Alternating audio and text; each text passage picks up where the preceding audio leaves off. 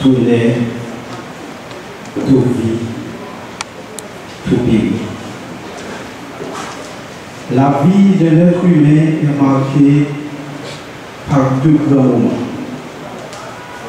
la naissance et la mort.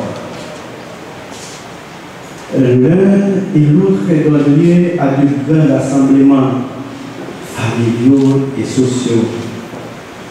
D'une part, la naissance est la source de réjouissance, et d'autre part, la mort cause d'une grande tristesse.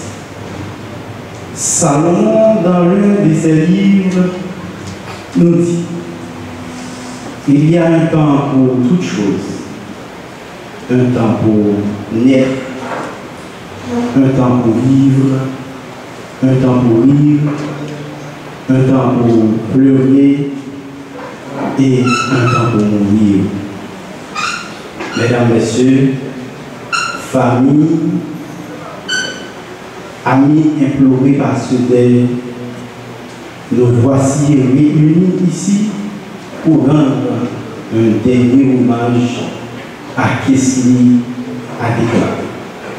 Dans le psaume 103, les versets 15 et 16, il est dit: l'homme, ses jours sont comme l'herbe, il fleurit comme la fleur des champs.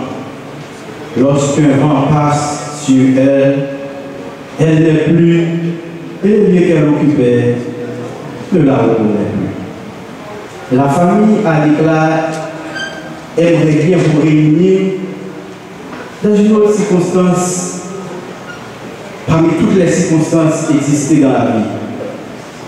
Malheureusement, c'est dans cette circonstance que cette famille vous réunit.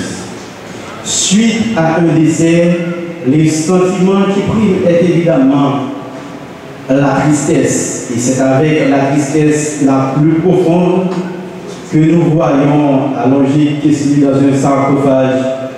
Ce n'est pas un film, c'est une réalité, c'est la cause du péché. Vous pleurez, effectivement vous avez raison, parce que vous perdez un être cher. Car on n'est jamais préparé le départ d'une personne que l'on a aimée pendant toute sa vie. Je vous souhaite du courage. La parole de Dieu dit: je connais vos larmes, car j'ai pleuré moi aussi. Je connais tes douleurs. Ne pensez pas que vous êtes seuls et abandonnés, car l'Éternel vous verra chacune de vos larmes. C'est la raison pour laquelle l'apôtre Jean, dans Apocalypse 21, verset 4, il est dit: au retour de Jésus, il essuiera toute larme de nos yeux. La mort ne sera plus.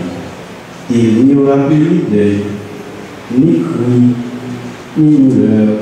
Et nous profitons de cette occasion pour vous souhaiter les condoléances les plus sincères et une fois de plus, courage. Le numéro 392 débute cette cérémonie et immédiatement après ce sera la lecture avec notre frère Jean-Robert Pasmus, puis la prière avec Ézéchias Agui. Nous sommes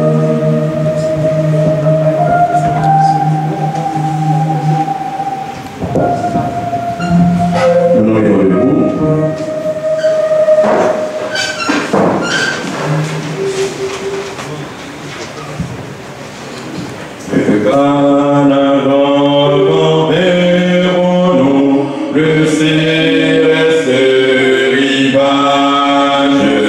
Vers le jour des enfants.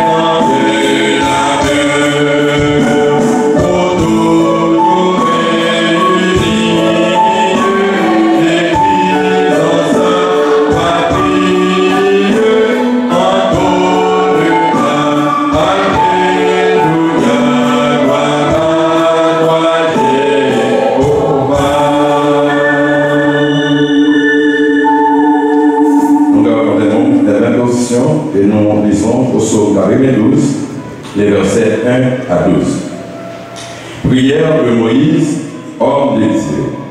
Seigneur, tu as été pour nous un refuge de génération en génération. Avant que les montagnes fussent nées et que tu puisses créer la terre et le monde, des terres